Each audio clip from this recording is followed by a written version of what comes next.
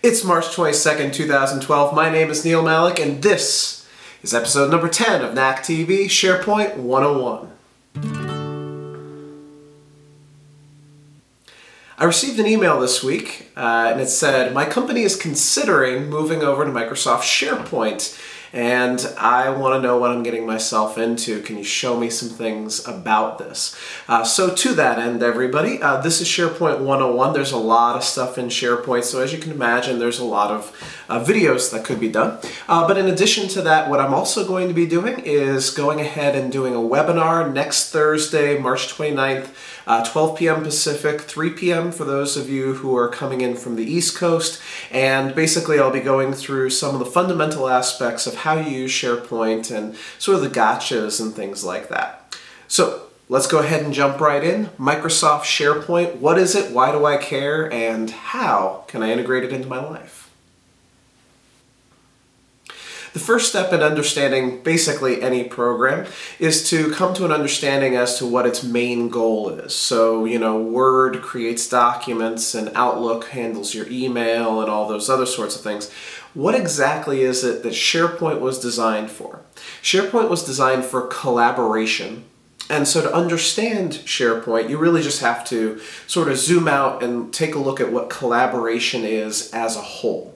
So when you think about collaborating with the rest of your team, you're thinking about working together on documents, you're thinking about sharing your contacts or putting stuff on your calendar together, you're talking about talking to one another, or sending emails back and forth, things like that. So SharePoint allows you to accomplish all of those things in a more successful way than you're already doing. Because let's face it, right now, when you want to share a document with somebody else, you're probably emailing it to them. And when you want to have a conversation with somebody else, you're probably emailing it to them. And that's why your Outlook inbox is a colossal mess right now. So SharePoint is designed as a website that you visit, that you put all that stuff into, and everybody else can come to it and work with it. Now, the first thing that you should consider is that this is a tool that should be available to a huge company, right? It should be 500,000 employees should be able to use SharePoint. So if that's the case and everybody's got to collaborate, not everybody can put all their files in the same place. So the first thing about SharePoint is that they make it into groups or little teams using what they call SharePoint sites. So if you're on one team or you're working on one project, you go to one site. And if you're on the other team on another project, you go to a different site and you interact with those people in that spot there. So we take a look at a first SharePoint site. If you look across the top of the screen, you're able to see how you can get from one site to another. So the different teams can click on the different links across the top.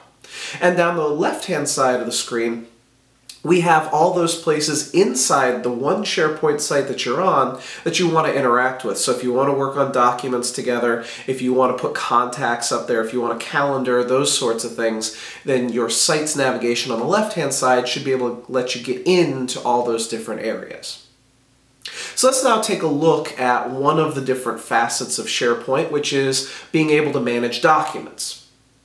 If you want to manage documents for your team, you want a place where everybody can upload those documents, basically a folder. Microsoft calls that a library, just an interesting little term for you. And when you upload something to a library, then it's available for the other people on your team to be able to get access to. They should be able to look at the document and view it. They should also be able to edit that document. So pretty easy stuff. You can also organize yourself into folders. As you can see up here at the top of the screen, I have a Create Folder button, so I can make folders and put stuff into folders. Now, the most important thing about this library, besides the fact that it's centrally located so everybody can make use of it, is the fact that, right now you're probably thinking to yourself, well, everybody can get to it, everybody can edit it, what's going on here? So first of all, you have permissions on every SharePoint site and on every library, so you can decide who does and doesn't have access to this thing. And secondly, when people are editing this thing, there are two things that you might want to turn on. One of them is what's called check-in and check-out. So the concept here is that if I check a file out to myself, only I can edit that file. And when I check that file back in, then everybody else on the team is able to edit that file again. And the second thing that you might want to turn on is something called version control. And so you can turn on version control, and then later, after you make 5 or 6 different versions of this document, you can go in, find an older version of the document, look at it, or maybe even restore an older version of the document if you guys have made a lot of mistakes in the last few runs. So that's the fundamental aspects of Microsoft SharePoint. You get to a site, you investigate a library for documents, you can check a file in, check a file out, do a version control on it, things like that. And in future sessions, we'll also take a look at permissions and calendaring and all sorts of good stuff. For those of you guys who want to, the webinar next Thursday is going to be an hour-long session. It's going to investigate all of those different aspects about administration and things like that. That's it for me. Enjoy your day, and remember, be awe-inspiring at what you do.